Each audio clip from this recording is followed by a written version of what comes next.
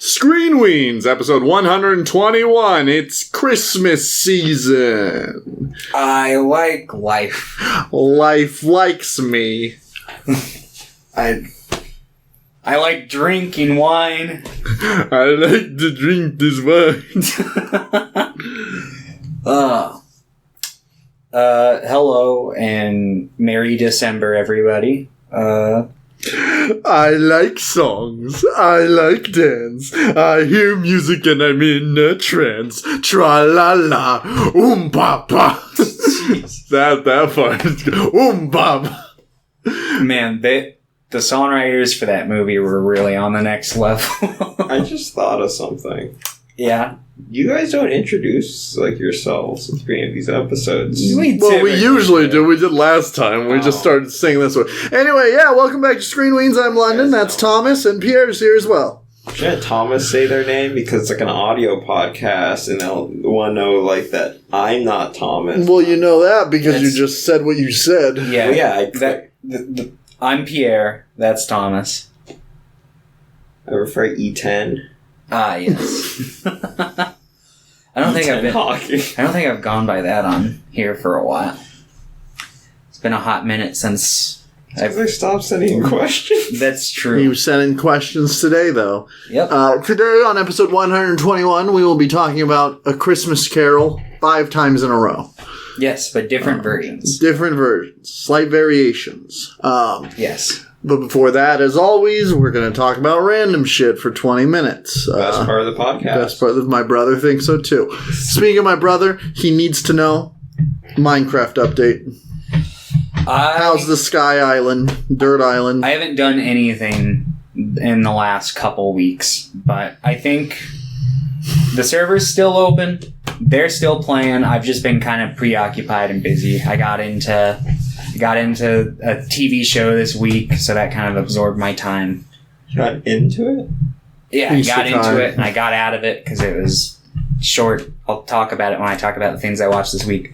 But yeah, Minecraft took a brief break, but I'm planning on hopping into that here soon, along with Rocket League. I'm going to get back into Rocket League, maybe.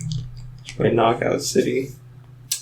Is that dodgeball game? One. Yeah. It's sick. I'll download it and see if it strikes my fancy. It's free on PlayStation Plus a month ago. It costs money. Well, you can play it for free, but you won't get any cosmetic progression stuff. I see. Makes sense. Fun. But okay. Yeah. Let's go with Pierre first. Pierre, what have you been doing this last week? Well, I had the biggest week, so I was trying to go last. No. I've been going to work. Coming home, and I guess since I was last on the podcast, I watched Arcane, the League of Legends show. And you thought it was really good. It's really good. Jinx is blah blah and crazy now. Echo's cool, but they don't show up a lot. But when they do, they're really cool. Vi's in it, and she has big hands, and she punches people. There's also this guy named Jace, who's apparently from the game too, and he just has a big hammer. Yeah. And there's a scene that reminds me of Iron Man 1, when he's just building a big hammer. He has his shirt off, and he's just hammering a big hammer with a smaller hammer. Mm-hmm. And there's a bunch of sparks and molten metal. And he's building a hammer in a cave, a box of hammers. I started watching a new anime from 2019. It's new to me. It's another isekai. Forgot its name, but it has one of those titles. It's From Commonplace to the World's Strongest or something. Started watching it randomly because I was I want to watch an isekai. And read the description of the first episode, watched it. It starts off, guy gets isekai, and then he goes on a quest, but then he falls into a hole, and a big bear bites off his arm, and then he starts drinking... Arifureta. He starts drinking, cave water, and builds, a gun, and decides that he's just gonna kill everything in the world. Oh. And he has become a super edgy guy. and I can't tell whether or not it's being played straight or if it's supposed to be a parody. Because he's just incredibly edgy all the time. And he just goes from, like a sad man to an angry man with a gun. Oh. And then he builds another gun later on. And then he also builds a Hummer. Wow. A Hummer.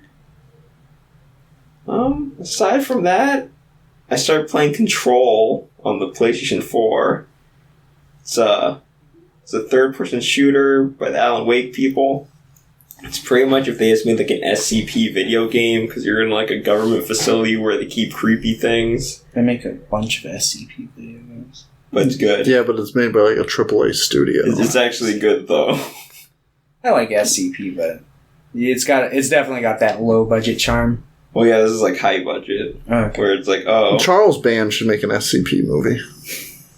No, you shouldn't.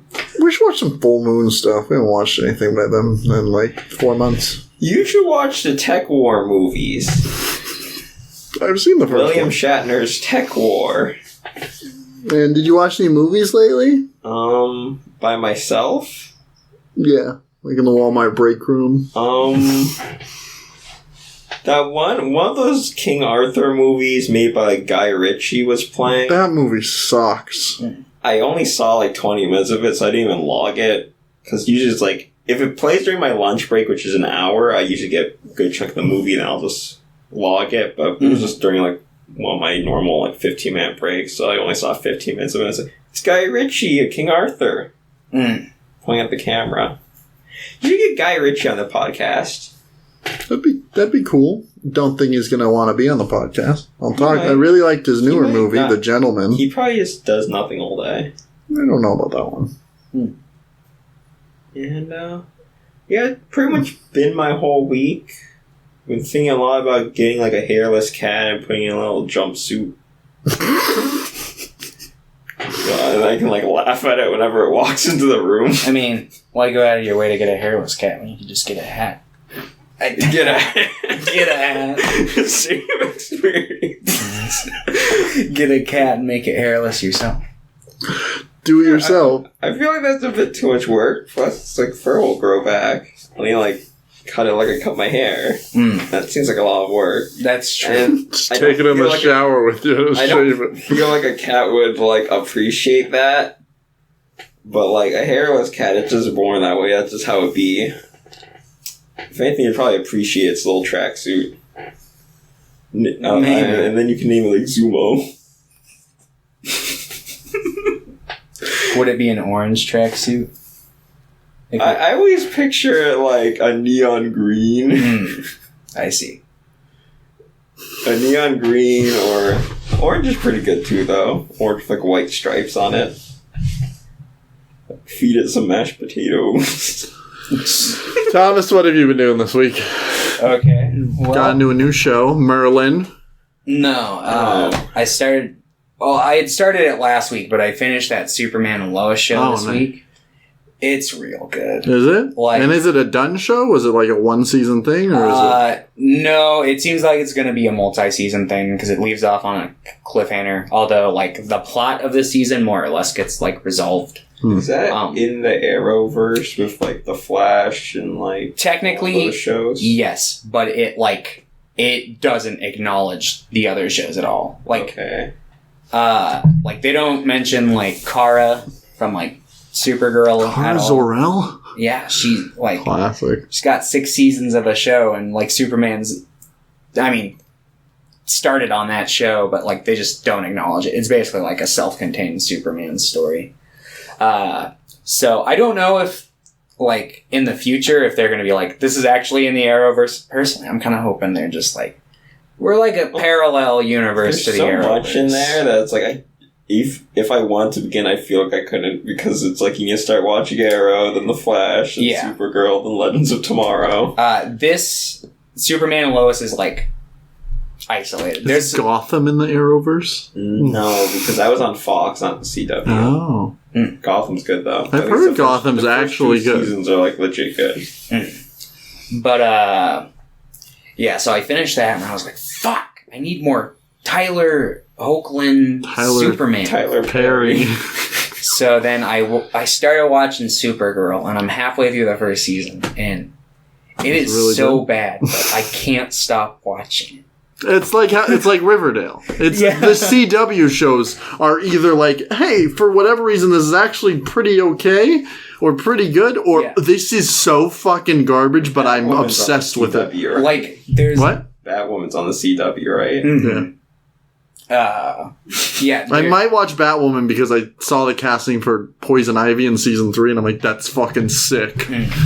But so like, there's like one episode where like.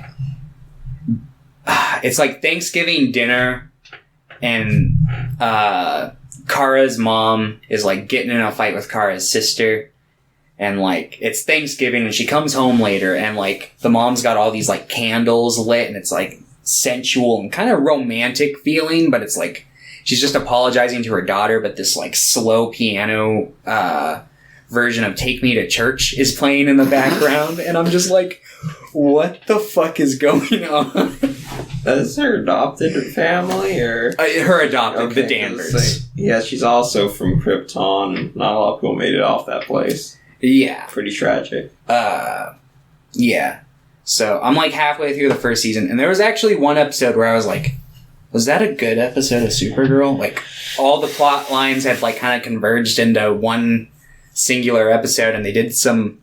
It wasn't like great. It wasn't like groundbreaking, but like there was like just some decent stuff in the episode. I was like, I actually think I liked that episode.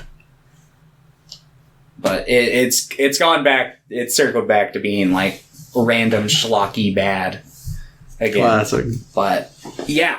So does it look good? No. Okay, because I remember seeing like some stuff from like season 1 into a Flash and being really wonky looking. Yeah. Every time they fight, it's like the camera starts doing. The stuff from the original seasons of Flash looks so much better than it does now, though. They put even less money into the Flash. Yeah. No, because I was watching Superman and Lois I had it DVR'd, and I like set it to record a couple minutes early, so I caught the last couple minutes of every Flash episode. It's like day and night. Like there's one episode that like straight up made me cringe where the entire cast of Flash is like doing karaoke to Poker Face, but it's like, it's real bad. It's not good. They're like, Poker Face! It's like the shit we do on here. It's just like, oh, so man. We could be on a CW show. We could be on a CW We could, show. We could make a CW show. Well, maybe. I don't know. I feel like they'd look at us and they'd be like, they're not like stereotypical pretty enough. But, because like, I feel like CW like hires like pretty much strictly like supermodels. Who the fuck are you talking to? Me? Pierre? The general group. I think we're all hot, but I think we're like hot in our way, you know? Just throw some gel in your hair and you'll be good. True. You should be Weevil Underwood for Halloween. Who? The Weevil Underwood CW show. Weevil Underwood? I'm not. He's a Yu-Gi-Oh character. He's the guy who throws he has green hair. Exodia cards off the boat. He's that kid. I've never watched Yu-Gi-Oh. So Yugi beats Kaiba in the first episode with Exodia, and then in the second episode he's on a boat, and Weevil Underwood's like, "Oh, hello there, Yugi. I heard you were really cool. Can I look at your deck?" And he's like, "Oh, very cool." And then he just throws the Exodia cards in the water. And then Yugi's friend Joey Wheeler is like, "I'll get him." And he just jumps into the water and almost drowns. Oh. Because he loves his friend. Yeah. And Weevil Underwood, his name's Weevil Underwood, of course. He has to have an insect-themed deck. And his best friend, Rex Raptor. He has a dinosaur deck. And don't worry, there's a guy that shows up named Mako Tsunami, and he has a water deck. Oh. There's also a guy who has a zombie deck named Zombie Boy.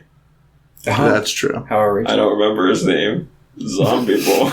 There's a guy in Yu-Gi-Oh! Who's like the only canonically like American character, and his name's Bandit Keith.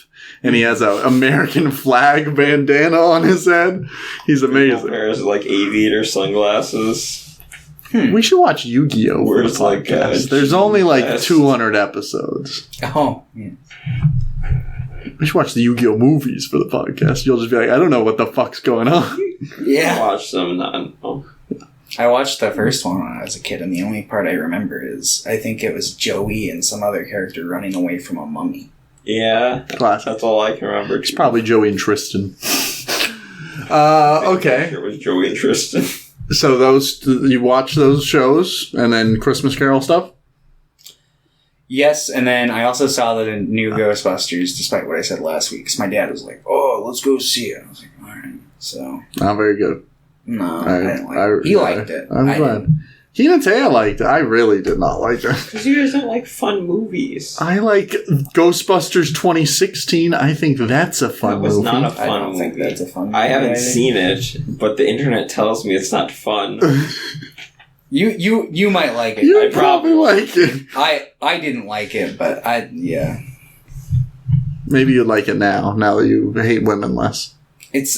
I'm just fucking with you. I like Jet Li's The One. It's a serious movie, not a fun movie. I like Inuyashiki. It's a documentary about an old man who gets on the alien aging population robot of Japan. Okay. I watched. Pierre watched this with me too. We watched Spider-Man 1 and 2. Just amazing movies. Yeah. I love those movies so much. Yeah, that was great. Yeah. Absolutely fantastic. We watched Spider-Man 1 for Thanksgiving, of course, because it's a Thanksgiving movie. Yeah. And then we watched Spider-Man 2 a couple days ago. For Cyber Monday, because it's a Cyber Monday movie. Yeah, because he has robot arms. Makes sense. More so because Peter Parker is a delivery driver for a pizza restaurant. And me and Hinata watched House of Gucci. And I really liked it. I thought it was very fun. House of Gooey. Adam Driver's so good in it. Lady Gaga's really good in it. And I hate to say this, but Jared Leto's really good in it. Jared Leto's a good actor. I saw a trailer for Morbius, and I was just like... Morbius looks hype. Morbius looks bad. It looks so gross and dumb.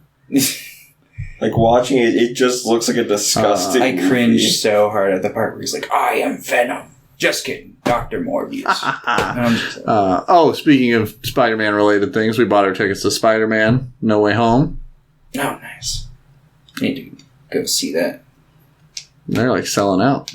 I'm sure they probably are. I feel like they're like as hyped for this movie as they were for like Endgame. More so. Yeah. Just because, like, I mean, I'm way more so than that. Yeah. Well, this is also, like, in a weird way, the culmination of all the Spider-Man movies. Yeah. It's like our own Spider-Man Endgame. They should have just called this Spider-Man Endgame. I bet I wouldn't be surprised if this, like, topped Endgame for box office or, like, Avatar. I'd be surprised. I think that's a... I could maybe see Avatar. Because it's still pandemic numbers. Like, I don't... There are still people that I don't think will see it because of the pandemic's over, though, I thought. Nobody wears their mask anymore. Like, it must not be all the time, and like half the people I see don't wear masks, including my coworkers. Just glad I work somewhere that still enforces it. I'm glad I work at a place where people can live their lives free. No, you're not. You're not, though. You're lying. I love America. I do. Me and Hinata watched the first 2 episodes of JoJo's Bizarre Adventure last night. We're watching it dubbed because that's how I convinced her to watch it, because Johnny Young Bosch is, and he's really, really bad at doing an English accent. Really good at it. Well, it's funny. It's very funny because it just sounds like Ichigo's trying to make fun of someone. So it's good. Yeah. And I think that's been my week. Yeah. Yep. That's been my week. And I watched 5 Christmas carols. Yeah. Yeah. And Pierre watched 4 of them. Yeah, I'm trying to think if I did anything else this week. I don't think so. Which one did Pierre not watch? He didn't watch Scrooge, the first one we're talking about. Yeah. I know about Scrooge, though. That one's interesting. We'll talk about it when we get there, though. But right now? Well, we've got questions. Fuck, you're right. It's the return of the... Oh, wait. No way. He didn't do what I think he did he? I was quoting Eminem. Yeah. He's the guy who made the Venom song. Anyway, question time from Pierre. That guy. Question number 1. What's the best Christmas present you have ever received? I don't know. Wow. No one's ever touched your heart, I guess. I just like spending time with people. So the time I receive. That's a good one. Classic. Yeah. I don't know. I got an Xbox 360 when I was a kid. I was pretty psyched about that. That's better. I got a used copy of Quantum Redshift. That's better. That's That's fucking lit. You ever play Quantum Redshift, Thomas? Fuck. We gotta buy an original Xbox and Quantum Redshift right now. I think like the year before that I got to like Jack X. So pretty much any time I got a racing game, I was happy. A vehicle racing game. Like a combat racing game. What? I said vehicle racing. So any racing game except Sonic R or whatever. Do you guys remember vehicles? There was this racing game I played when I was a kid where it was like you Sonic ride around R's the one these, where like, you run. Little scooter things, but you got like this like stick that you beat other cars with. There's like I played it on PlayStation 2. Play in traffic? No, it was like the third installment of some Twisted Metal. It wasn't Twisted Metal. I don't know what it was. I'll have to. Tony Hawk's American Wasteland. You can ride a bicycle in that game. Finally, Tony Hawk lets us do what we've always wanted to. Get off our skateboard and ride a bicycle. Yeah, Quantum Redshift was good. Like, that whole Christmas, like, I just got to have a bunch of, like, used Xbox games that were probably from, like, the GameStop, like, $5, like, a bin thing. But it was, like, Quantum Redshift's a good game. I think I also got, like, Deus Ex Invisible War. It's kind of janky, but it's fine. Yeah. All right. Next question. How do you feel about the economy? It's not good. Yeah, I don't feel great about it. Yeah, I feel like it's doing fine.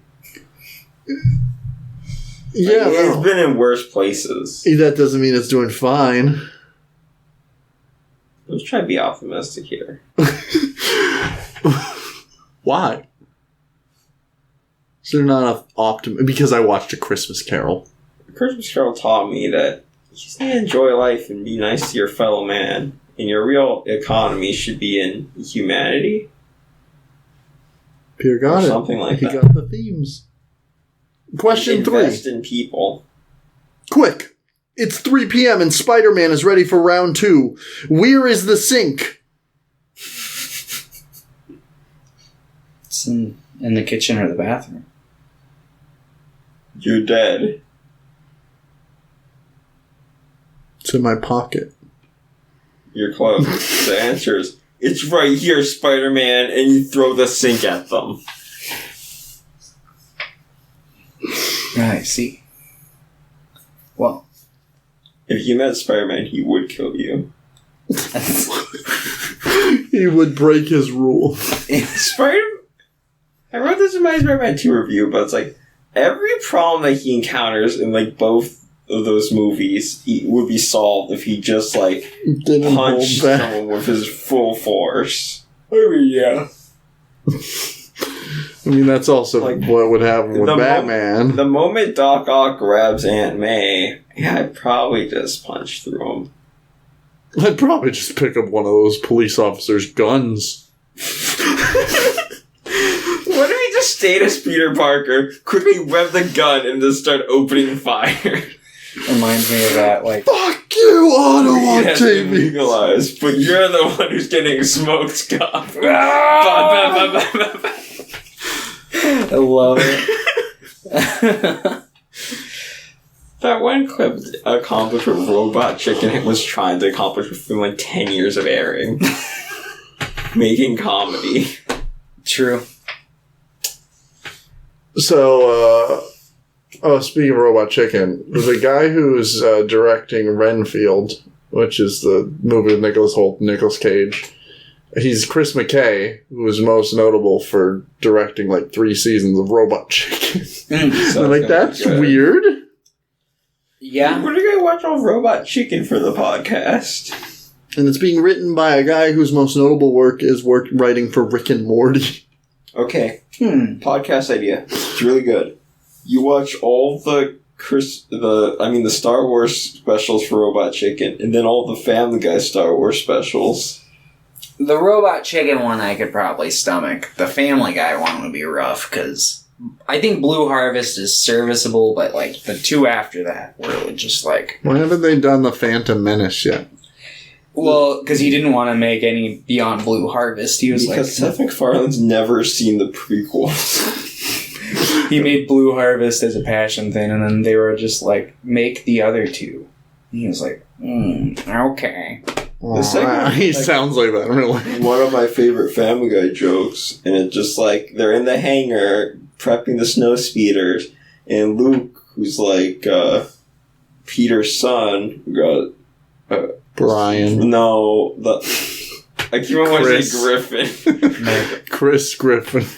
I was like, yeah, we're ready to face the Empire. You ready, Dak? And then Dak's like, hell yeah, I could take on the whole Empire by myself. And it's like, yeah, go do it. And it's like, I will. And then he flies his snow speeder all the way up into space. Is like 1v1 a Star Destroyer. And he gets like blown up in like 2 seconds. It's like one of my favorite, it's probably like easily top 3 favorite Family Guy moments. So like, that's actually pretty good though. I just remember like at the end of something Dark Side, when it's like the whole like battle, the climactic battle between like Chris and like the Emperor and Darth Vader. They're just like, Robot Chicken sucks. And he's just like, because he's voiced by Seth Green, so he's getting all fucking worked up about it. Yeah, comedy. Great stuff. London, your favorite Family Guy moment? I like it in season 19. When his arms pop off. When his arms fall off. I like it when they imply that Glenn Quagmire caused 9/11 by hitting that strike too hard. Anyway, let's talk about Scrooge, 1970. This one... I didn't watch this one. This one's weird. This one's weird. I like this one. I like this one. It has some of both my favorite and least favorite things from all of these. I think Albert Finney might be my favorite of the Scrooges out of what we watched. I think so too. I think while watching these, I think I prefer it when the Scrooge is like more hammed up in a performance, like more goofy or like over the top. And I think Albert Finney nails that while still like being a good performance, I guess. That's like fun to watch, but also like genuine when it shows like more emotional parts. But yeah. Yeah. I was reading Sadako. I didn't watch this one, so I don't have much to say about that's fine. it. Okay. So, I don't think we need to explain the story of A Christmas Carol, but... Okay, here we go. Jacob Marley is dead. His dear partner, Ebenezer Scrooge, he's still alive. He's running their business. 7 years later, he gets a vision on Christmas Eve of Jacob Marley's ghost going, dude, you're gonna fucking wander Earth as a restless spirit for all eternity unless you turn this shit around. There's gonna be 3 ghosts that come visit you in like 25 minutes. And he's like, oh fuck. And then watch out. The ghost of Christmas past comes out. And he's like, I'm gonna show you the past. I'm gonna show you when you were a little kid and you like actually liked Christmas, or like, you know, maybe you weren't a piece of shit all the time. It's like, like, okay, see ya. And now, hey, I'm Ghost of Christmas Present. I'm going to show you how everyone else in your life is happy, even if they're poor. It's like, what the fuck? And then, here's Ghost of Christmas. Christmas is yet to come. And he's going to be like, and he's not going to say anything, but he's going to show you, hey, you're going to die and everybody's going to cheer for you. But Tiny Tim's also going to die, and that's not very fun.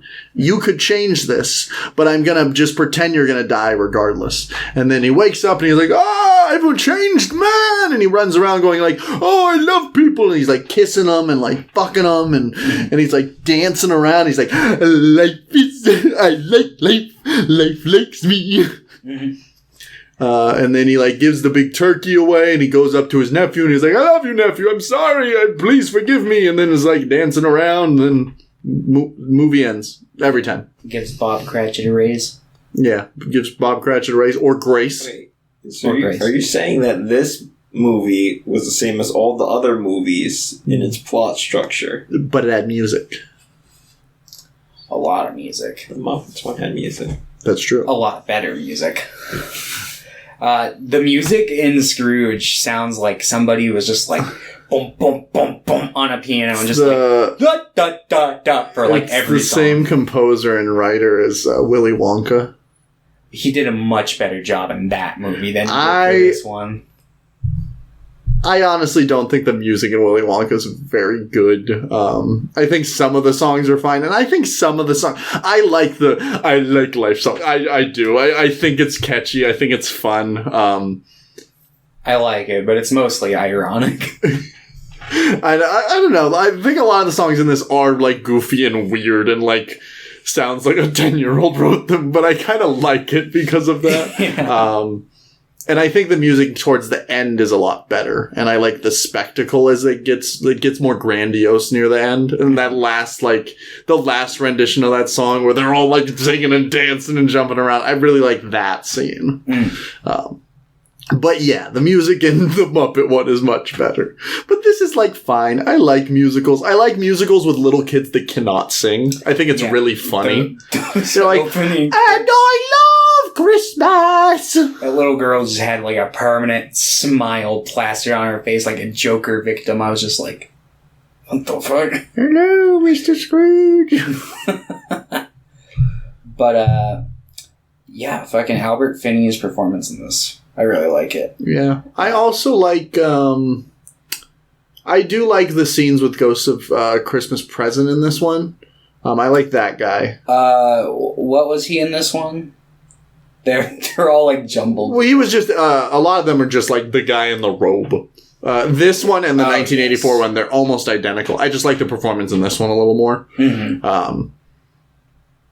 I like in this. I don't really like the Ghost of Christmas Past in this one.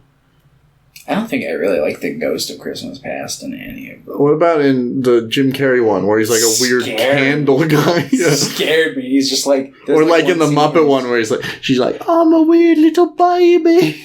I think that makes sense, but it still had... like it's scary. Yeah, they went for a creepy baby. Yeah. And it's like, why you gotta make this character so scary? Yeah, I prefer when it's scary, though. In the Jim Carrey version, it just like started doing this little like... His little dance. Yeah. And I was just like, what the fuck is going on? Like, I thought it was just like buffering for a second. I would have just had the flame. I wouldn't have done the face, but... No, the face makes up. The face is all... It's all about the face. Yeah, but, yeah. The thing that I appreciate the most about this one compared to the other ones, I feel like none of them really take, like, an avant-garde route with, like, kind of, like... Not necessarily avant-garde, but, like... I feel like letting certain moments in the story breathe can really, like, add to the, like, emotional effect. Like, I really like, the window scene in this one, and the whole, like, his fiance, like, leaving him scene, I thought was, like, really well done in this one. Yeah, it's, like, really, really short in, like, all of the other adaptations. And I still think, like, the fiance, I still think that whole storyline could use a little more time. And this one, I think that not enough time is spent with the past from, even though that's usually the majority of the story is in the past. I still think they could add a little bit more. Yeah. Because he's a man whose life is mostly spent. It makes sense that, like, so much of it would be past. Yeah. But yeah, I would agree with you there. And I like this wasn't in any of the other adaptations, but she sets like the ring down on like the scale along with like 2 coins as like a and she's like, look, I'm not worth very much. Do you still love me? And now there's some good like added dialogue in this one. Plus Obi-Wan's in it. Jacob Marley's played by Alec Guinness. I didn't even notice. Fuck. Well, damn. Now I've seen Alec Guinness in 2 things. Yeah. Star Wars and Scrooge. Did he have his little... I can't remember if he had. Yeah. I like that. I knew it was him because I saw it in the credits, like the opening credits. I'm like, Alec Guinness, and I checked who he played. But even when he showed up, I'm like, is that Alec Guinness? Yeah, no, I didn't even recognize him. Huh. But, yeah. I like the prolonged. Usually they just wake up when they, like, die. But in this, he's, like, sent to hell. Yeah. He's, like, in hell for a bit. and they're like, you're going to work for the devil. They just, like... You could tell that they just found some, like, office space and painted it red and just put some spikes on the ceiling. Well, that's what hell would be. Yeah, honestly. Fucking Harley comes out and he's... Is it Marley or Harley? Jacob Marley. Marley. It's Harley Quinn. Harley Quinn, that's right. Marley comes out and is like, yeah, no one else wanted to give you the tour, so here I am. And by the way, here's your fucking giant-ass chain. He's like, no! And then he wakes up. He's like, oh. And then what I actually like about this movie is in, like, every movie he makes amends, and it's usually, like, the last 5 minutes of the movie. This one, it's, like, 20 minutes. He, like, goes up to everyone. He's like, I'm so sorry. And there's, like, some actual genuine, like, things that happen that I appreciate. I like him talking to his nephew and the wife and being like, I'm so sorry. Like, there's some genuine apologies that I really enjoy in this. This one, at both, like, the beginning and the end, like, it takes, like, the first, like, 30 minutes of the movie is just, like, before he even gets back to his house and sees Marley for the first time. So it's like him going around. You get to meet all these people that he's like trying to... He's like, all right, you owe me this much. And they're like... He does it to like 3 different people. And they're like, give me a little more time. He's like, it's Christmas Eve. I don't fucking have money on me. And I love... even though I'm not a big fan of most of the musical numbers, especially this one, I like the choreography where they're like dancing on his casket later in the movie. I thought that was pretty fun. I also like that song. I think I'm just more positive on the music than you are in this. I didn't like love it, but I was the music is having fun. The music was my main detractor from this. I thought it was kind of like bad in a good way. I certainly, you know, I was like, oh, every time a song came on, but you know. It just sounds like something you would make off the cuff. Like, just, they're like, oh, we gotta make a Christmas Carol song. And they're like, I like life likes. And I think what I like about that song so much is when they first sing it with Christmas Present, they're like singing it and he's like making up things as he goes, so it really just feels, so I'm fine with it being more like simplistic lyrics, because it's like, oh, I'm making this off the cuff and I might also be drunk. Yeah. I like that he just gets, it's like, how do you deal with the present? And like, enjoy it? Drink. It's just like, okay. Not sure if that's the message you want to send, but, you know, it was 1970. But, yeah, I'm trying to think of anything else major that I want to, like, talk about from this version. No, I think we pretty much covered. I mean, Albert Finney, we talked about this like a smidge before, but not actually on the podcast. Albert Finney is like much more animated in this one compared to like a lot of the other Scrooges. To the point where like I kind of find it hard to believe that he was such a grouch in real life, because this guy's like, it seems like he didn't need much convincing at all to have some fun. He was just like, oh, they're playing a game? Oh! Yeah, I really like that scene. He's like getting so... While like in the 1984 one, he's like, oh, they suck at this game. Where he's like, oh, they're doing it. Yeah, he's like, well, in this one, he's just like, oh, they're doing it. Oh, you could have said this. Oh, it's like, wow, look at him go. Yeah, it's like, okay, so it, in a certain level, it's like, I don't know. I'm kind of like split on that, because part of me is like, I feel like the interpretation from like the other ones where he's kind of grouchy about it, like, no, it's a drum, you idiot, makes more sense for the character. But this makes sense in its own way, because it's like, you can tell that like... He's progressing as a person. Not necessarily also like progressing as a person, but it just seems like he bottles up a lot of his like true emotions. When no one's around, he can finally have crazy outbursts and yell at game shows. That's what Pierre does in his house. I watch a lot of game shows. Yeah, I just use my binoculars to look at him, and he'll be like dancing around, going like, I like life, life likes me. I like watching Jeopardy. They said my head's on fire when I... Yeah, he's doing a weird crab dance in there. Alright. You would give this version a 7. I would. I think you would give this a 6? Yeah. Perhaps. Okay. Alright, let's talk about 1984. 1984, A Christmas Carol. This was a made-for-TV one. Oh, really? Yeah. It's got pretty good production At least, quality. as far as I'm aware, I'm pretty sure this was a made-for-TV one. Yeah, I hadn't heard of this one. George C. Scott, I think his name is, the guy who plays Scrooge in this one. And yeah, he's definitely the most, like, subdued of them all, I guess. I think Michael Caine is also more of a subdued role, but he's also acting with puppets. Yeah. So it's, a little... He definitely, like, hams it up more than George C. Scott. Is that the guy's name? Yeah, I'll double check, but I'm pretty sure. He definitely hams it up more than he does. But, yeah, I think that really works, but, like, it also is kind of, like, I don't know, doesn't work for it in the same way. But I felt like, tonally, out of all of them, I think that this one was, like, the closest on point to, like, what I want from, like, a Christmas Carol adaptation. You don't want CGI Jim Carrey? You don't want CGI Jim Carrey? No. That's what I want. We'll talk about my feelings on that when we get there. But, yeah, I'd probably say that out of all the Scrooge performances,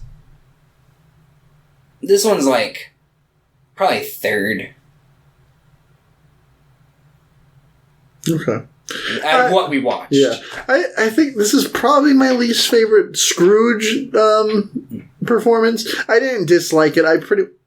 No, it's the one we watched. It's my second to least. Yeah, the one we just finished. I have a sneaking suspicion which one's your least favorite, and it's probably mine too. Yeah. But that's.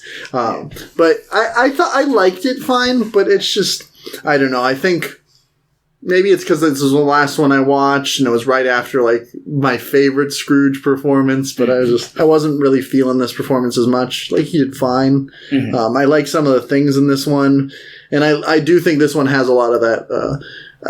It's very by the numbers in a lot of ways, and it's very close as an adaptation. It seems, but it's got its heart in the right place, I guess, and it feels genuine, which is like what you need a Christmas Carol to feel like. Either that or you need puppets. Mm-hmm. Pierre, what did you think of this adaptation? You were playing Knockout City. Well, I was going to say what you just mentioned. It's like, this was another one of the Scrooges that kind of felt like an actual person. Mm-hmm. And not like an evil caricature of a human being. Where it's like, they also continued like the trend I kept on seeing in these movies, which is Scrooge himself is kind of based. Like, they're just like running their Sigma grind set, and like 18th century London can't handle it. Like, this man who knows how to budget his finances. Like, he's just covering in drip. It's crazy, like, the amount of swagger this man has when he walks on the street. And on top of that, like, he's eating like a bowl of, like, fermented beans or cheese or something by the fireplace, like a bowl of, like, porridge or oatmeal that's been sitting there all day. It's like, he's just jamming through life. And, like, honestly, I don't get what everyone's problem is. Like, just work hard like Mr. Scrooge did. He came from nothing, worked his way to the top. And people get on his case about it. Did I derail the conversation?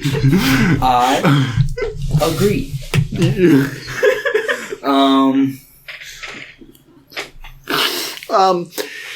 Yeah, I do think he feels more like... He had that, like, amazing line about, it's like, hey, you work for me? What are you wearing? Oh, yeah, that one, I do. Yeah. It's an undercoat? A coat? Yeah. Humanity made those to keep us warm. You can use them over and over again. Just wear them all day. Coal burns. He's also, like, all about, like, saving the environment, too. It's like, yeah, why waste? Cares? Like, why burn more coal? True. I'm always saying, if you throw enough, like, jackets or coats on a problem, you can solve it. Like, a big enough pile of coats can solve literally any problem. Yeah. I mean, if you're hungry, either eat the coats or look through the pockets. Maybe you'll also, find a sometimes, crunch like, yeah, there'll be, like, random bits of food, like old candy bars in, like, the coats. Maybe a bunch of mice will, like, make a home, like a burrow in there. And then you can just eat them. Yeah, eat the mice and the vermin that live in this pile of coats. You could also use it as a trap to capture a deer. What if instead of, like... Because we never hear how much he donates to those activists, so he could just be like, I'm going to give you, like, 10,000 jackets. And they're just like, oh, thank you, sir. Well, I also brought this up to London, so it'd be really funny if... Because, like, at the end of this one in particular, the people are, like, really stoked about his donation when he tells them about it. Mm-hmm. And I was like, what if they were just running a scam? Like, this isn't going to charity. They just do this every Christmas, go from business to business, say, hey, we're collecting money for the needy. Give us some money, please. And then it's like, they were like, oh man, that Scrooge, he's like the one guy who sees through our ploy. And then, like, the very next day, it's like, we did it. We got him.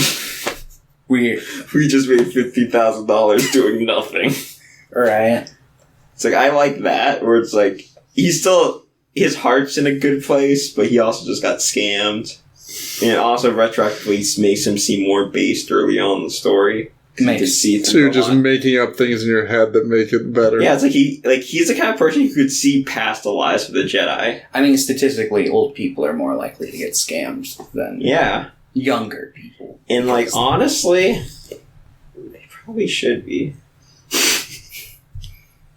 Dude, on a side note that has nothing to do with this, my neighbor just got, like, one of my old neighbors just got, like, scammed. And he was an old guy and he committed suicide. So... Did you scam your neighbor? No, it wasn't me. It was some phone call scam. And, yeah, it gets sadder than that, but I'm going to spare some of the details. But I'm pretty sure someone died at Walmart yesterday. Oh, man. Like an old person. It happens, you know. When nature calls, you just gotta go, you know. Doesn't matter if you're at Walmart. Such a tragic end, though. But also, like, I was thinking, it's like, his old business partner, Marley, which in some versions, like, the Marley brothers, others... That's just in the Muppet one. Just the Muppet? Yeah, just so they could have the two old guys. Yeah. But anyway, like, I always thought it was, like, they died, like, 2 days then before Christmas? Or no, they died Christmas Day. No, Christmas Eve. Christmas because, Eve, like, 7 years ago this day. Yeah. And that day happens to be Christmas Eve. Mm. Which also brings to, like, that weird thing of, like, them spacing out the ghosts. It's like, you'll be visited over the course of the next 3 nights by these ghosts. But then it's actually all happens in one night. Yeah, it happens, like, within, like, it's like the first ghost will show up at 1 a.m., the second ghost will show up at 2 a.m., and the third ghost will show up whenever the fuck he pleases. Why do they say the first night, the second night? Well, they only say that in... They said that in one... They said it in one of the adaptations, but then he wakes up and he's like, oh, it's only been one night. I don't like that. What? Why?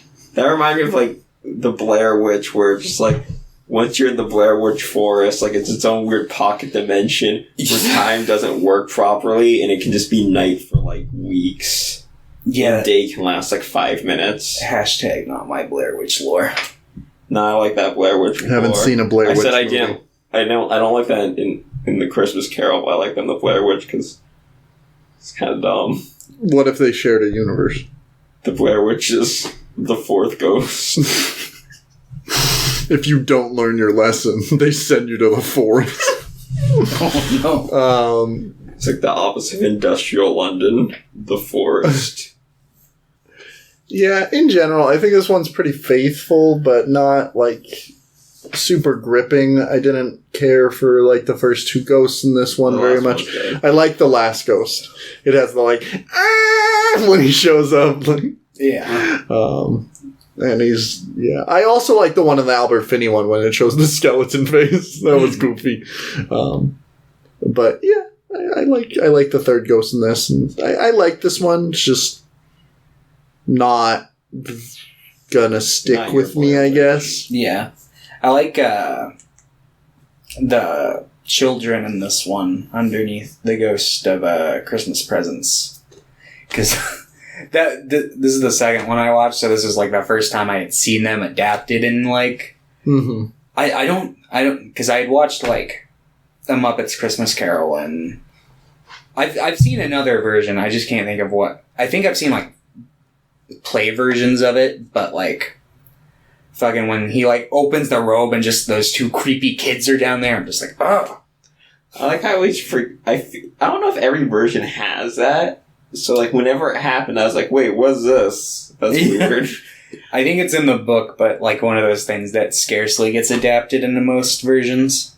But yeah, fucking yeah, I like this one generally. I feel pretty much the same. It's safe by the numbers. I like the subdued performance. I think it's a strength, but also a weakness. Yeah, it's a strength for like watching it in the moment, I would say. Mm-hmm. But it's not gonna hold my. It doesn't leave a lasting impression. Yeah. So yeah, Pierre, you would give this one a 5. I feel like I would give it a 5 if I hadn't also watched like so many versions of the same story to compare it to. So it's like now I'm like leaning on like a 4, where it's like it's perfectly fine.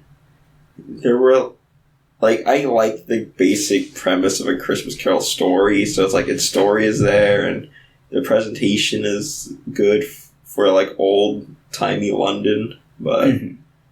Yeah, like the character performances aren't really doing anything to stand out.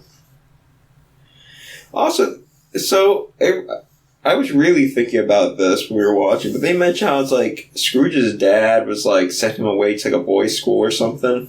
Mm-hmm.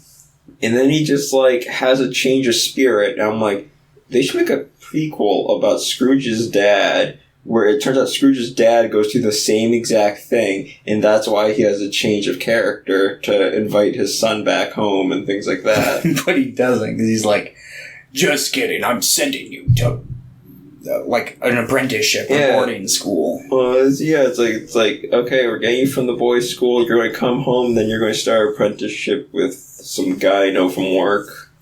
See, I think if they were to make a prequel, I think Marley would be a good... Because, like... Just call it Marley. There is a 2019 miniseries adaptation called A Christmas Carol. Oh. Apparently it's very gritty and very edgy. For no fucking reason. But apparently it gives, like, a really big backstory to Marley. Well, yeah, because it makes sense, because, like, the way I feel like the story... Because we don't really see a major, like, corruption point in Scrooge's life. It's like... Mm-hmm. I mean, you kind of get the suggestion that, like, he wants to be, like, financially stable for his wife. But, like, to me, it feels like the story suggests that, like, his business partner, Marley, like, corrupted him at some point, and that's why, like, he's like coming back and giving him a chance now. He's like, look, I basically like kind of fucked you over, but I'm here to try and help you out. So grab the fucking inflatable tube while you can. I can't think of what those things are called that you toss out into the water. Chains. His chains are pretty cool. That's the other thing about this version is like I don't feel like Marley was as good as some of the other versions. Not enough chains. I didn't mind him in this version, but definitely could have used more chains. So we use more chains. All right, Pierre, what does London give this movie? Like a 4? I'll give this a 6. I liked it. Thomas, you give this one a 6 too? All right, I believe like movies. Scrooged. Bill Murray. Yeah, Scrooge, right? Yeah, I think because this was 88, and then Christmas Muppet is 92. Yeah, cool. So this one sucks. What are you talking about? Scrooge was good. I don't like Scrooge. Scrooge was fun though. I don't think it sucks, but I don't think it's great. I remember liking this one a lot more. But yeah, I don't know. It's just modernized Scrooge, but like it's played by Bill Murray. It is meta. Yeah. And yeah, Bill Murray plays Bill Murray. Yeah. He's basically just like this big TV executive, and he's an asshole to his employees. Instead of Bob Cratchit, he's got this woman named Grace who works under him, and she's got like a mute child who just stopped talking after their dad died. Well, that's like reveal. I couldn't stop laughing just because of how this real it got out of nowhere. It's like the boy hasn't spoken after his father was killed 4 years ago. I was like, oh. That's hardcore. But yeah, basically, his same shtick.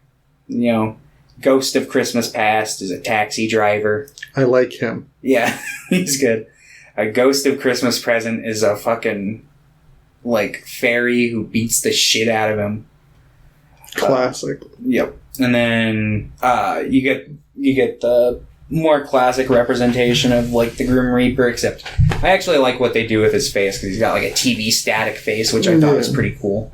Yeah. But yeah, basically instead of I can't remember what the kid's name is, Tiny Tim.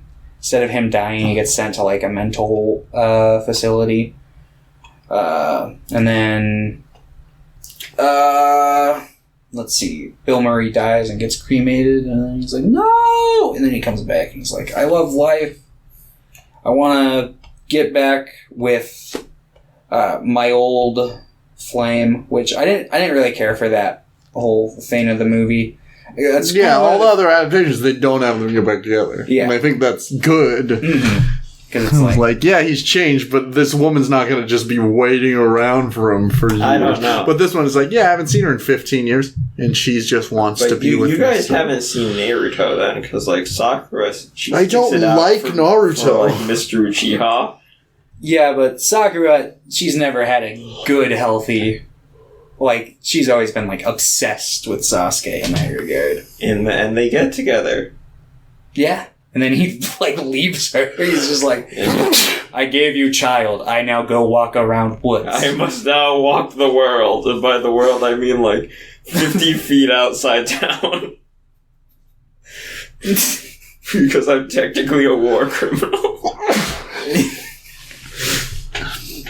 Oh, Sasuke. I think that's why, like, I didn't mind it. Because, like, that's kind of funny, though. Do you think Sasuke will ever, like, meet the ghost of Christmas past, present, and future? The ghost of ninja past. Sasuke, like, goes through this whole ordeal when they're, like, 17. They get over their edgy phase. They just start being normal, like, a human being. Like, they're really awkward all the time, but they're, like, a decent guy. Scrooge went on for, like, 70 years like that. That's true. Well, you know, I guess Bill Murray, it looks like he went on for probably like 40 years. It was like late 40s or something. I'm trying to remember anything in this movie that I enjoyed. There's a part where he falls down. The part where he's like pushed through the window, but he like phases through it, and the guy's just laughing. And he's like, "Ah!" I think the part where he finds the homeless guy down in the sewer is pretty interesting because he's just like holding a watch and he's just like, that part was weird. It's strange, but it's like, okay. And then he comes back and he knows everything that's going on. Doesn't call anyone about that body or anything. Yeah, right. He's like, hey, my brother, I know the game you're playing, but he's like, hey, can someone check the sewer? I know something that we all probably liked. When that employee he fires comes back the next day with a gun to his office and is like, I'm ready for revenge. Yeah. Blah, blah, I'm crazy now. Bobcat, whatever his name is, that comedian. Yeah, right. The guy who talks. He does have a funny voice. I don't even know if that's his real voice. I hope it is. I don't probably think not. Yeah. I think that's a voice he just did. I feel like it was going on too hard not to be like his real voice or like a slight change on his real voice. Jim Henson was watching this movie and he's like, Kermit the Frog should be in Christmas Carol. Too bad that was made after he kicked the budget. Brian Henson, wasn't it? Yeah, because that A Muppet's Christmas Carol was the second movie to feature the new Kermit actor. Yes. Mm-hmm. Right after Treasure Island. Don't like that one. I haven't seen that. But yeah, I like his performance. I don't necessarily like an employee going postal and then him being like, nah, but it's fine, I'll just give you more money. And I'm like, that doesn't seem like, maybe you shouldn't have this guy in the workplace. This doesn't seem safe. And then the sexual assault joke with the mistletoe. Yeah, that wasn't fun. Didn't like that one. There were like a lot of like weird things. They beat the shit out of that woman the whole fucking movie, and then at the end she's just like, all right, mistletoe. He said it was like the law that you have. That's federal law. I like the idea because there's like the whole part where he's on like that kid's show as like the big dog. And then the ghost of Christmas Past is like, you left your wife for this show? Like, what the fuck? Which I don't know. I thought that. I was like, yeah, I like that part. He was the big dog. He was. But yeah, no, I generally think that it's not a very well done version of A Christmas Story. Bill Murray makes it very hard to like emote with him at all, so I don't really like feel any of the compassion that the story tries to get across. Yeah, because instead of any genuine moments, he's mostly just like, oh my god! He feels like a discount Tim Allen. Specifically in the context of Christmas movies. The whole time I was watching it, I just felt like Tim Allen would do this better. Oh, maybe. I don't know. I think it probably would have been just as bad, if not worse. But are you saying you don't like Tim Allen? No, not particularly. He was in the Shaggy Dog. Huh? They were Home Improvement. They make some human sounds sometimes. They do. Yeah, just this version. I expected more from Richard Donner. Yeah. I think that they could have milked more from the modern environment. They didn't. Yeah. It's not really like any clever things. It's just like, what if we made it in the present? There's like nothing different, really. Yeah. It's got some like standard kind of satire about like consumerism and TV. Yeah. Like Tiny Tim is played like I kind of like the part where it's like this gymnastic person doing like backflips as Tiny Tim and lands, and it's just like, God bless us everyone, and it's like meant to kind of be like, yeah, it's super ableist and totally doesn't get the point of like the character of Tiny Tim or whatever, but yeah, it's not, there's nothing really deep cutting in this movie to dig your teeth into. Yeah. But yeah, Scrooged. I do like the part at the end when like the ghost of Christmas Future like opens up his robe and all the monsters in his ribcage are singing the Christmas song. I thought that was pretty good. I also like when they first show like that, like the monsters like inside like the robe. And then he closes it and then he opens it again. He's like, wait a minute. Did our people do this? It's like, yeah, it's actually pretty good. He's like, oh. I also like the part where he opens up the elevator and it's like the TV one. He's like, no! And they're like, this is... Sir, this is for the... Yeah. Give this guy a raise. He's doing a bang-up job. Like, I thought that part was pretty good. I like that part. There are parts in this that I'm like, yeah. It's a good movie. As a whole, I don't know. It was less than I had remembered, and I definitely more than you hoped. I think that they definitely could have gotten more out of the concept. But yeah, Scrooged. Pierre, you would give this one a 6. You said it was a good movie. Yeah, I'd probably give it a 6. Thomas, you give this a 2. No, not that low. 4. Mm-hmm. You would give this one, I don't know, 4? Yeah. All right. Muppets. Michael Caine. Cratchit the Frog. I know prisons. Or I know poorhouses. Yes, the famous, I forget the term that he uses, like, right after. He's like, had something to do with, like, I can't remember. I watched the same movie 5 times and it's slipping me. Is it the one where it's like... It's the line that he says about those people. Oh. It's like... Because there's like a line where it's like, I don't make merry during the holidays, so why should I make merry idle hands or something like that? Yeah, you should watch Idle. He calls him like the productivity line or something like that. And the Ghost of Christmas Present like flips that line on him later. He's like, fuck you for using my words against the surplus population. Oh, the surplus population. Yeah, I was like, it's like, oh, well, some people would rather die than go to those places. It's like, well, they rather should reduce the surplus population. Yes, that's the line. And then it's like later, it's like, oh no, these people, they're dying out here. And it's like, yeah, but it's reducing the surplus population. Mm-hmm. He was like, oh, that's kind of messed up. Why did I say that?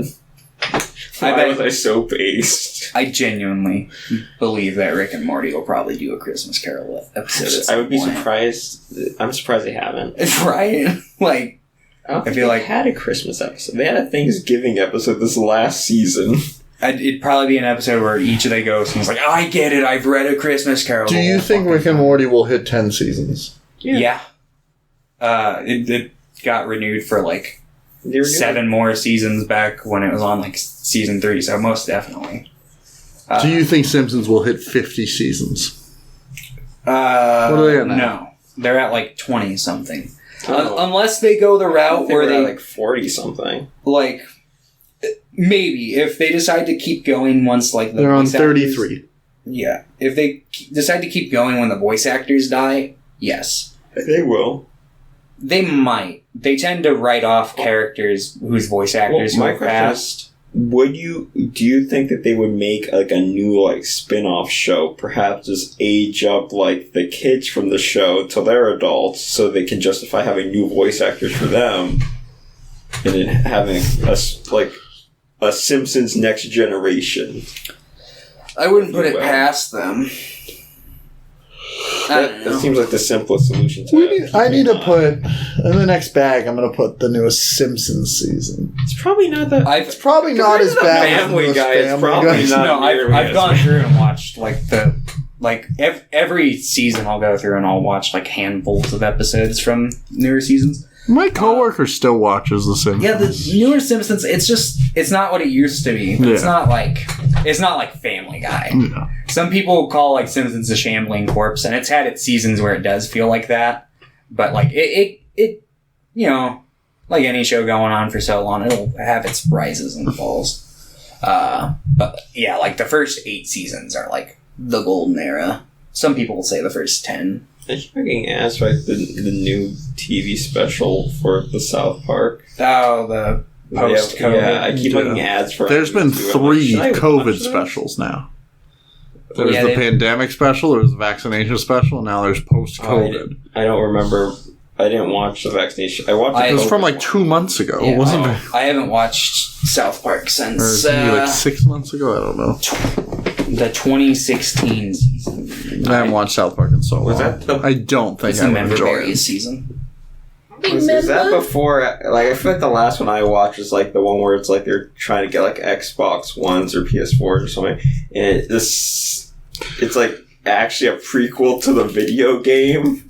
How did we get from Michael Caine to this? Surplus population. Surplus population. This is what the best part of the podcast is. These are the parts I like listening to, just when you guys know random tangents about other things. Yeah, but Michael Caine. I liked it when Kermit was like walking down the street. I love when he's walking. Because I like it whenever you see the Muppet just like full body walking or moving around. Yeah. It's usually pretty good. Yeah, so same story as the other ones, except there are Muppets in it this time. So it's better. Kermit plays Bob Cratchit. He's married to Miss Piggy, and they have a bunch of little Kermits and little Piggies. Charles Dickens, a character in this. Played by Gonzo. I'm always disappointed that Rizzo is just Rizzo. Yeah, he follows Gonzo around everywhere and keeps getting like lit on fire and stuff. What were you saying, Peter? I was going to say, I'm always disappointed when I see that their children aren't weird pig-frog hybrids. Right. It's like a green pig or something. That'd be good. Or, you know what? Just normal human beings. Hi, father. That's actually my favorite thing about this. Like, if this was all Muppets, I probably would dislike it a lot more. But, like, because there's, like, Scrooge is just a normal human being, just, like, surrounded by the ghost of puppets. Yeah. Yeah. That's most of the Muppet movies. Yeah, that's the Muppets canon. Like, they used there to are, invite... some Muppet things that where it's just all Muppets. And I'm like... What? Name one. The Muppet Show. The Muppet Show brought on celebrity guests every episode. They're just Muppets. You're right. That's my commentary on society. They're puppets. Puppeteered by Hollywood. The Hollywood machine. Dream of Californication. That's what Pierre's trying to say Red here. Hot Chili Peppers on. No. I refuse. Why? Isn't their lead singer like a pedophile or something? Probably. That's what happens when you make music. That is not what happens when you make music. Don't make music, people. Anyway. So, Kermit the Frog plays Bob Cratchit. Rizzo and Gonzo. Fozzie plays his old boss. Sam the Eagle plays his old teacher. The Ghost of Christmas Past looks really spooky. Yeah, it's the spooky little baby. It's like a baby doll, but like looks like they like had filmed the doll underwater so you can get its like hair and like. It's like they gave it like a plastic head and put like a fucking flashlight in there and just like shined it, and it's just like super weird looking. I really like Ghost of Christmas Present in this one. He's like jolly and big and fun, and he gets mold, you know. And I think that the Ghost of Christmas yet to come is this one of the scariest ones. It's pretty good. They're just like a bloodborne enemy. Yeah. A big void. Yeah. Michael Caine gives a good performance. I feel like it's subdued enough, but hammy enough to where it stands out. Yeah. Plus, it's Michael Caine. Yeah, it's Michael Caine. Let's see. I don't know. Not a whole lot. Paul Williams did the score. Oh, he did? Yeah, Paul Williams did the... That explains why the music writing, yeah. He did the score for the original one, too. Yeah. The original Muppet movie. I like the music in this much more than the original Muppet movie, though. I don't know what it is, but it's Christmas music. I don't usually know don't if like I do, movie. but that just might be because I watched the Muppet movie more as a kid. And I did not. I've never seen the Muppet movie. I've only seen it once, so... I've never seen a Muppet before. What? Elmo's a Muppet, right? Technically, yeah. The Sesame Street... Are they Muppets? They're all Muppets. Well, I don't know if they're all Muppets. I think they might be created by, like, Muppet Studios still, but, like, Jim Henson made them. He had done the Muppets on, like, TV commercials back in the day, and, like, he had a couple, like, Kermit specials.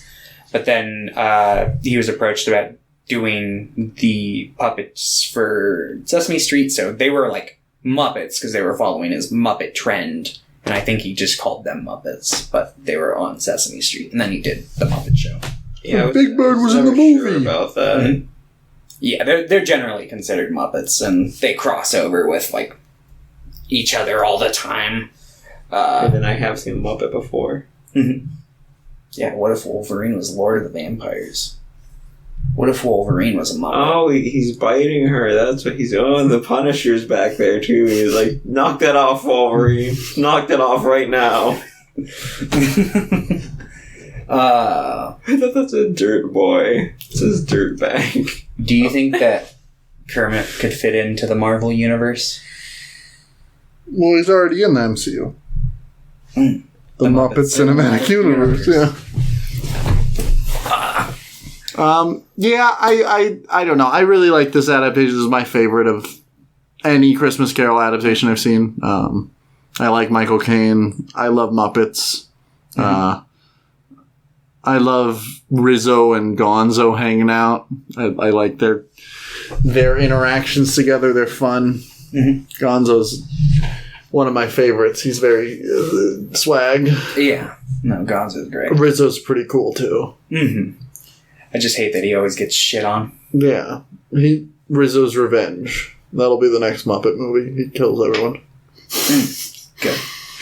But yeah, like in general, I think this is like one of the go-tos to watch. This one's great. It's really short too, but it does fit pretty much everything in pretty well. Like the same nitpicks. I wish the like wife, the fiance stuff was a little more in depth. It's real short. It's real. There's the cut song that was in the.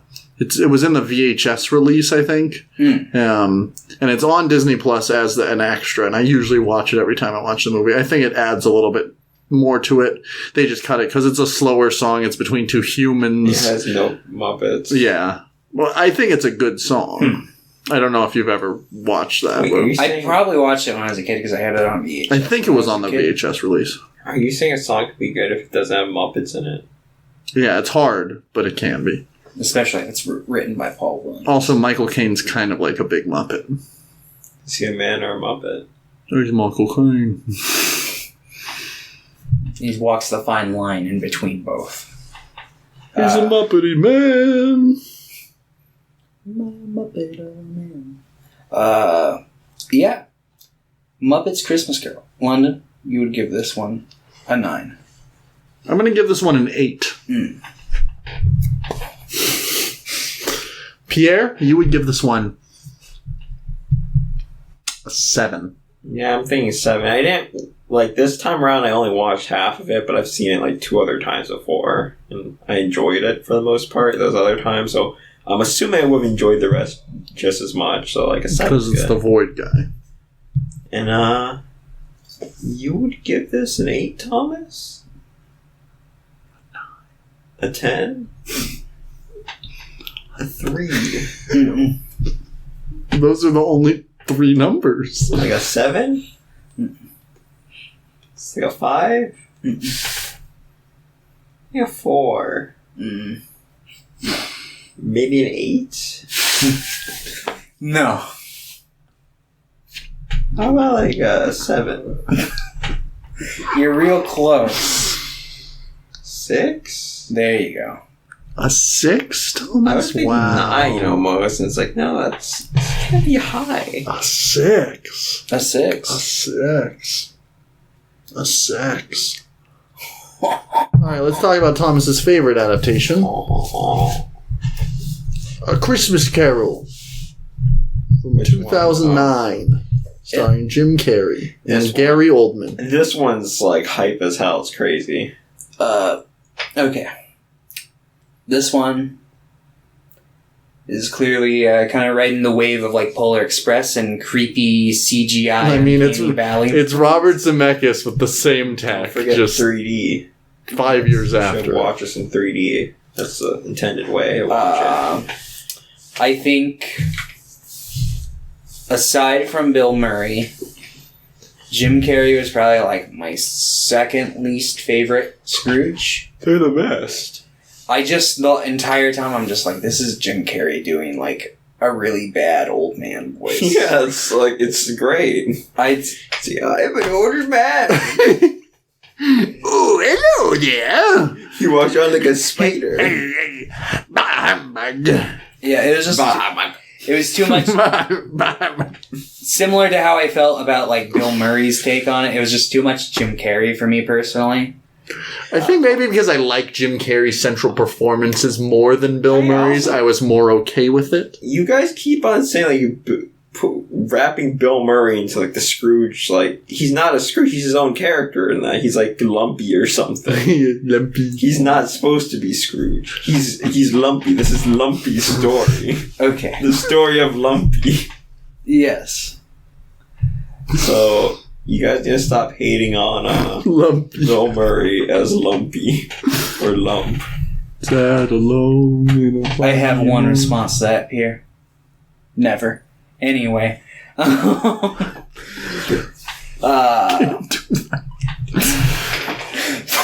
What's it called? So yeah, that, and I was super tired when I was watching this last night. Were you scared? No. Well, really? I was when the Ghost of Christmas Past showed up, because I was like, what is that? It took me forever to figure out it was supposed to be a candle because it had arms. And I was like, oh, is that a candle? A floating baby on fire? It's like, what is this? Is this supposed to be like the biblical like interpretation of an angel? Yeah, it would get really weird. It's like, yeah, there's one just made out of like flame and it just floats around but has like a weird human face on it. Yeah. And it dances. It's Carrie Elwes. Oh. Its dance reminds me of like Baby Groot in Guardians of the Galaxy 2 where it's just like... When it did that, I was just like... When we watched this, it was also kind of late, and Joe was falling asleep, and he's like, what the fuck is going on? That's like the highlight of the movie. But by time... I think that this movie works really well for the most part in like bridging down like the story into like 90 minutes without adding like a bunch of extra music and a bunch of extra stuff compared to like some of the other adaptations. But then we get to the Ghost of Christmas Yet to Come, and we just break out into like this fucking what felt like a 10-minute chase sequence. And I'm like, what's going on? Like, why is he getting little? And he's like, yeah. So there's like Jim Carrey's weird old man impression, and then pitched like up, and he's like, hello. Yeah, and I was just super tired, and I wanted the movie to be over, and I'm like, what's going on? Like, the first time I watched the movie, I was like probably like 10 or something. I saw on TV at like 2 o'clock in the morning. And the two things that stuck with me was the Ghost of Christmas Past, because it looked weird and scary. Yeah. And then like that chase sequence where he gets really small. And like the shadow horse is like chasing him. Yeah. Fair. Those are like the two most memorable things from this adaptation. Fucking, what's it? And then he has like face collapses on itself a bit. Yeah. I like that. I don't know. I was just like kind of unimpressed with this one. It's a technical marvel. I mean, I don't know. I like a lot of, I think the camera work. I think virtual camera work is something that isn't talked about enough. And I think Robert Zemeckis movies have some really cool virtual camera work. Yeah. I think this one specifically has some really cool camera angles that I don't think are possible in real life. I don't know. There are some cool shots in this that I like. And like for the time, I do think this looks really good at moments. I think Scrooge in general looks good. And I think that's mostly because everyone else in it looks really waxy. Because there's no like pores or wrinkles, but because Scrooge is so wrinkly, he still looks like semi-good in my opinion, because it's like, oh cool, you don't need the pores because he has just wrinkles all over his face, so it at least looks more realistic than the other characters. Don't ask me why Bob Cratchit looks like a weird goblin man. I like it though. I wish they had made him look like Gary Oldman, who voiced him. I didn't know it was Gary Oldman until you brought it up, because I was like, that's just like a weird gnome man. Yeah. The numbers. I also don't know how I felt about their, like... I felt like they needed some sort of a visual gimmick with every one of the ghosts. So it's like, the first ghost, it's like, oh, take my hand and fly, like it is in the book. But then, like, they were like, what can the second ghost gimmick be? I know, touch my robe and look at the floor. And it's just like... Okay. Look, the floor's the TV now. And then it's they started, now watch, zooming. I'm going to turn into a skeleton and die in front of you. Yeah. That was good. I like that part. That, like, really spooked me when I saw this when I was, like, 10, like, 3 in the morning or something. This came out when we were 12. Did it? 2009. Wow. We're old. I feel like I was younger when I saw this. You were half your age now when you saw this. You're old. But yeah, that floor scene, they start zooming through the city, but you're still in this stationary room, but you're zooming around the cities, and I started getting real fucking motion sick. I was like, what the fuck? No, I love that motion sickness. It's great. And then the visual stimulation they needed for the third ghost was like, I don't know, let's make him tiny. Which I felt like would have made more sense with the giant. But they didn't go that route, so I was like, okay. Yeah, I do think there are some cool visual sequences in this movie. Mm-hmm. I like some of the flying sequences. I like the sequence where he falls in the coffin. He's like falling through like a void. Mm-hmm. The chase scene was way too long. I was like, why? I don't feel like it was actually that long. It just like it didn't even be there in the first place. Yeah. So any length was too long. It was all realistic. It was probably like 3 minutes. It was longer than that, I feel.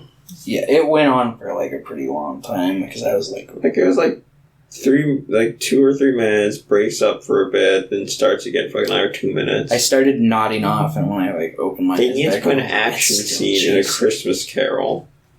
Well, yeah, but I like the scene where he like looks out the window and all the ghosts are like, whoa, and there's like the one who's like, I just want to help you, and he's like, ah. Shoots at Jim Carrey. Yeah, I don't know. Nah, I'm real mid on this one. I think it's fine, but not my favorite. I like this one. Not my favorite as well, but I liked it. Yeah, this movie was top. Was this your favorite? Yeah, this is a top movie, not mid. Okay. Cool. Yeah. Thomas, you would give this one a 5. Yeah. Pierre, you would give this one an 8. Yeah. Spot on. Lana, you give this one a 9. No.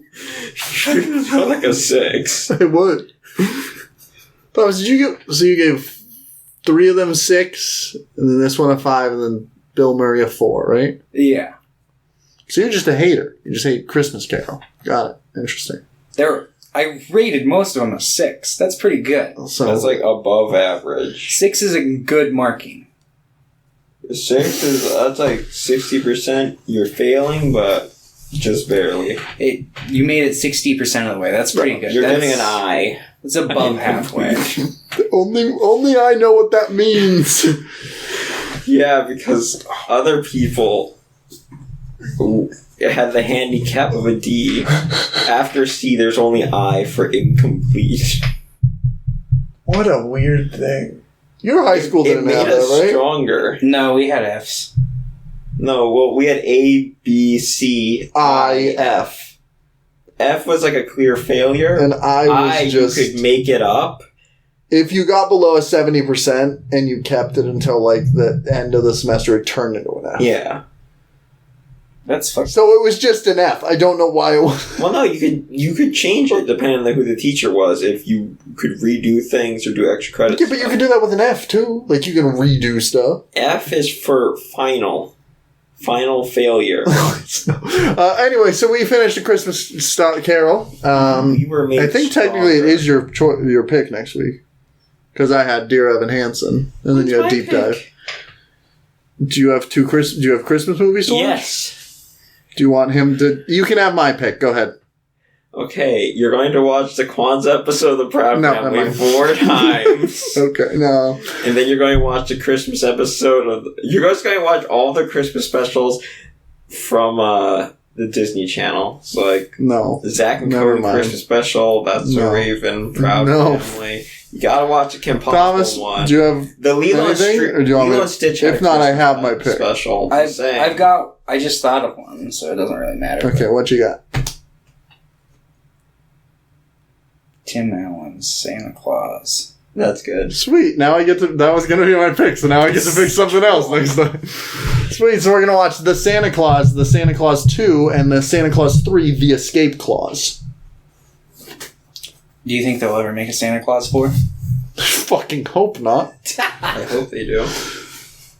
It could be about his son. What if they do it as... He shoots his father so he can become Santa Claus. What if they do it as a CGI movie and they just bring over Chris Evans? Is Santa Claus immortal in that movie? Like, they won't age up? What I'm asking is, will he see his children die? I think so, because I want to say that they say that they say something about how long the last Santa worked for them in the first one. Guess we'll find out next week. Yeah, we're watching those sweet Tim Allen movies. Hot chocolate. By the way, I love hot cocoa. I did look for Kwanzaa movies. I could only find one documentary. So they are scarce. I also was trying to find Hanukkah movies. There was one called The Hanukkah Hammer. I feel like the American Giant Jake Long might have had a Hanukkah special. All right, bye everyone.